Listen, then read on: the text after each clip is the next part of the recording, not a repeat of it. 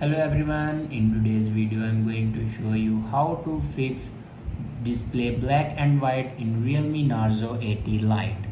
So before watching this video, don't forget to subscribe the channel and also press the bell icon.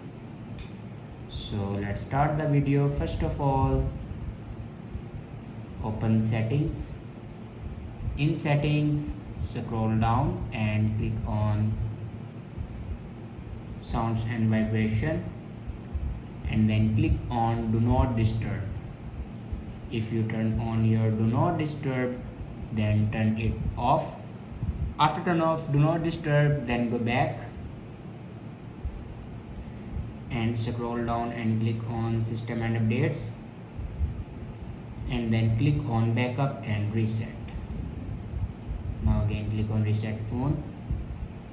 Now click on reset all settings.